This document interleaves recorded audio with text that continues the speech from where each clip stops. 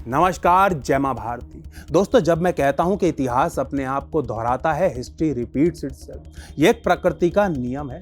एक ऐसा नियम जिसके ऊपर स्टैटिस्टिक्स और प्रोबेबिलिटी जैसे कॉन्सेप्ट्स आधारित हैं। यदि ये बात सच ना हो कि इतिहास अपने आप को दोहराता है, तो इन मैथमेटिकल कॉन्सेप्ट्स के कुछ भी मायने नहीं रह जाएंगे। इतिहास अपने आप को दोहराता है, यानी कि आज से 600-800 साल पहले जो हुआ था वो दोबारा भी हो सकता है, या फिर इस बात की पूरी संभावना है कि होगा ही होगा।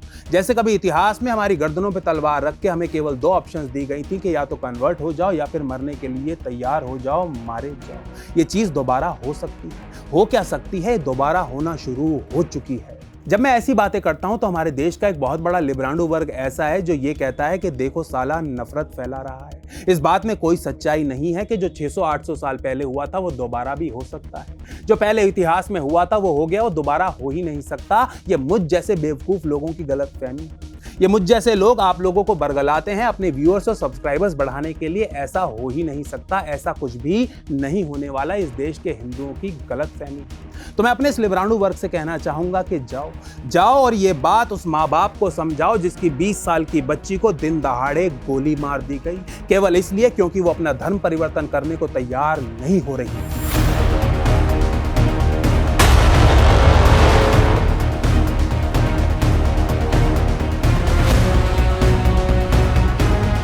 दोस्तों, मेरा ये भारत देश जहां पर आज भी हिंदू किसी तरह बहुसंख्या में है, देश जिसकी सरकार के ऊपर आज की डेट में कट्टरवादी और हिंदूवादी होने के आरोप लगाए जाते हैं, देश जिसके बारे में आज की डेट में विदेशी और देशी मीडिया में ये लिखा जाता है कि यहां पर एक समुदाय विशेष का रहना मुश्किल हो गया है, यहां का ये समुदाय विशेष बहुत ज्यादा डरा हुआ है।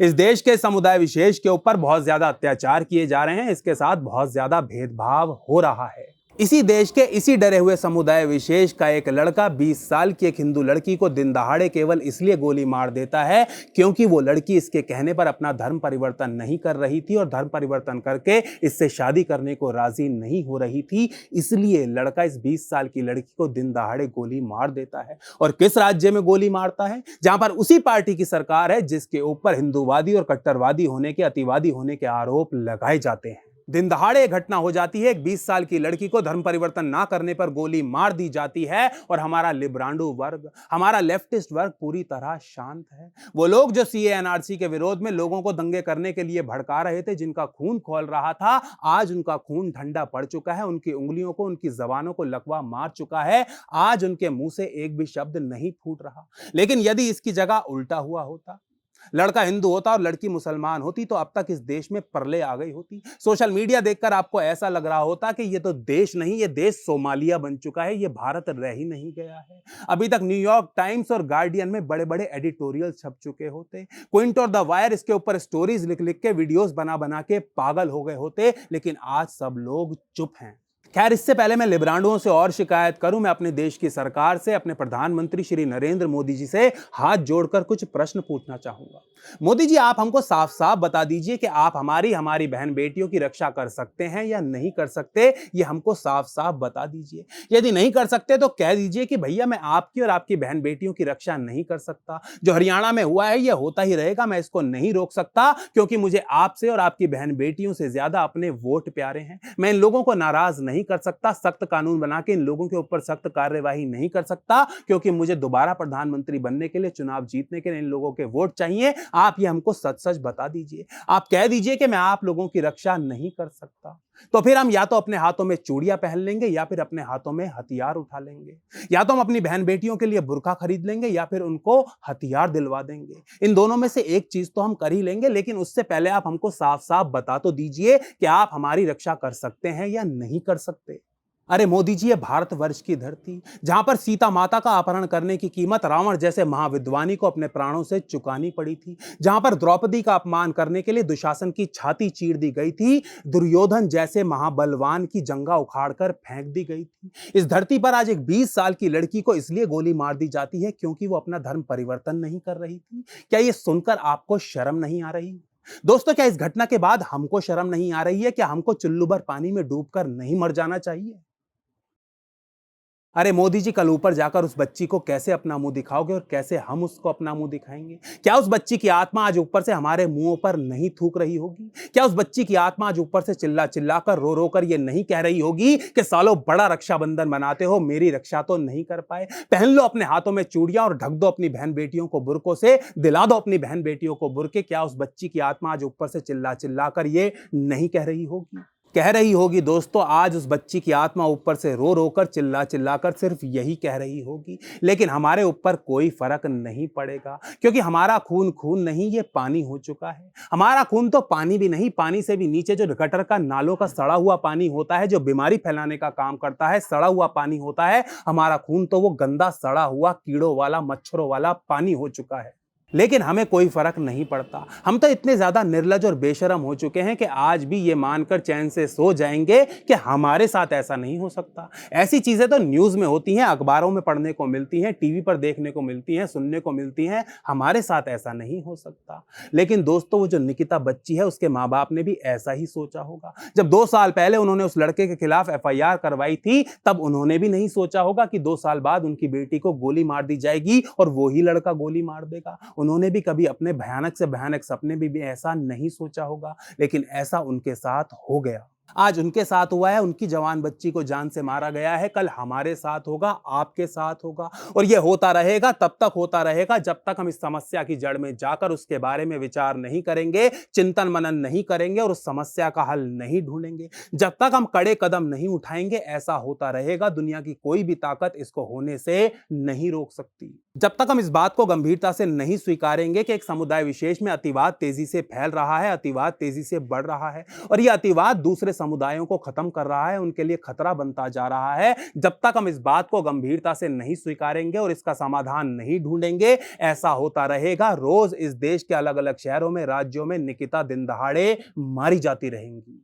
जब तक हम इस बात को नहीं मानेंगे कि यह समुदाय विशेष ऐसा है कि जहां जहां पर इसकी आबादी बढ़ने लगती है, दूसरे समुदायों की आबादी में तेजी से गिरावट आने लगती है। चाहे वो अफगानिस्तान हो, बांग्लादेश हो, पाकिस्तान हो या दूसरा कोई भी देश हो, बहुत सारे देश ऐसे हैं जहां पर भी इस समुदाय विशेष की आबादी बढ़ी है, दूसरे समुदायों की आबादी में तेजी से गिरावट आई है। जब तक हम ये नहीं मानेंगे कि यह बात पूर्णतः सच है, 100% सच है और ऐसा भारत में भी हो सकता है, तब तक ऐसा होता रहेगा। हमें इसके लिए तैयार रहना चाहिए।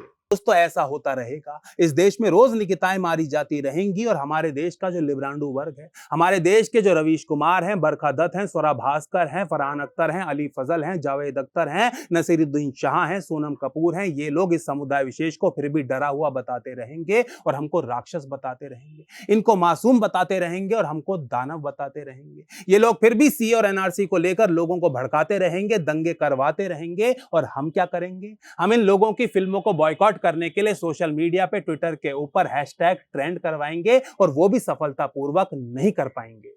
अब मैं अपने देश के जो बारीपास इंटेलेक्चुअल्स हैं, सो कॉल्ड लिब्रांडूज हैं, जैसे कि सोनम कपूर, इन लोगों से पूछना चाहूंगा। सोनम कपूर जी जो हिंदुओं को आतंकी बताती हैं, इनसे पूछना चाहूंगा कि अब बताइए कि आतंकी कौन है?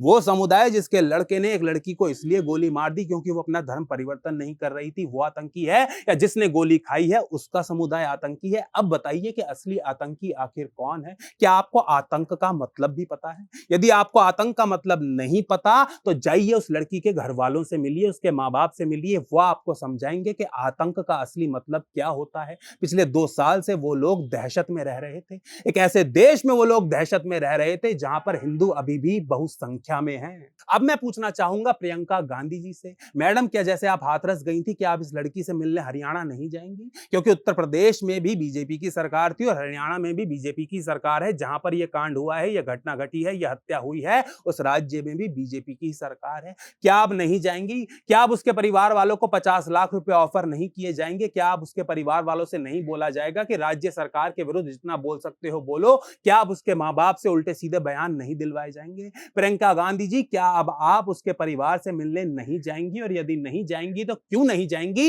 इस देश की जनता को जरा ये बता दीजिए।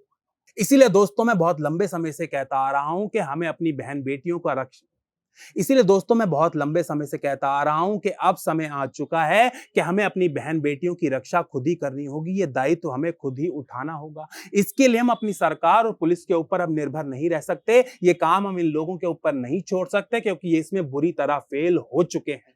अब समय आ गया है कि हमें अपनी बहन बेटियों को इतना सक्षम बनाना होगा, इतना काबिल बनाना होगा कि वो तौफीकों से अपनी रक्षा खुद कर सकें। इससे पहले कि कोई तौफीक उनके साथ गलत काम करे या उनको गोली मार दे, वो तौफीक को गोली मार दे, 100 तौफीकों को जान से मार दे, हमें उनको इतना काबिल बनाना होगा, इतना सक्षम, इतना ताकतवर बनाना होगा। दोस्तों मैं खुद एक 2 साल की बेटी का पिता हूं और मेरी एक भांजी भी है जो बिल्कुल मेरी बेटी ही है। सोच सोच के मेरी आत्मा कांप जाती है कि कल को ये कॉलेज जाया करेंगी, नौकरियां करेंगी, घरों से बाहर निकला करेंगी, 24 घंटे तो हम इनके साथ नहीं रह सकते। तो क्या होगा? क्या इनके साथ ऐसा नहीं हो सकता? क्या सच में ये चीजें केवल क्राइम पेट्रोल में ही होती हैं, न्यूज़ चैनल्स पे ही सुनने और देखने को मिलती हैं, अखबारों में ही पढ़ने को मिलती हैं? क्या असलियत में ऐसा हमारे साथ नहीं हो सकता? कई बार मैं ऐसा सोचता हूं और इस प्रश्न को बहुत ज्यादा गंभीरता से सोचता हूं और इसका उत्तर बार-बार मुझे यही मिलता है कि बिल्कुल ऐसा हो सकता है दोस्तों।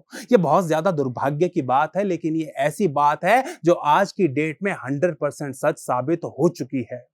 दोस्तों अब समय आ गया है कि इस देश के हिंदुओं को एक होना ही पड़ेगा और कोई रास्ता नहीं रह गया है। हमें अपने सारे मतभेदों को बुलाकर, जितने भी जात पात के मतभेद हैं, जातिवाद को बुलाकर एक साथ आना पड़ेगा, कंधे से कंधा मिलाकर खड़ा होना पड़ेगा। अब समय आ गया है कि यदि हिंदू के ऊपर एक हाथ उठता है तो हिंदुओं को एक होकर 100 हाथ उसके जवाब में उठाने होंगे। यदि हमने ऐसा नहीं किया तो दोस्तों जो उस बच्ची के साथ हुआ है हमारी बच्चियों के साथ होता रहेगा। हमको एक होना ही पड़ेगा, इसके अलावा और कोई रास्ता नहीं रह गया। जय मां भारती, जय हिंद।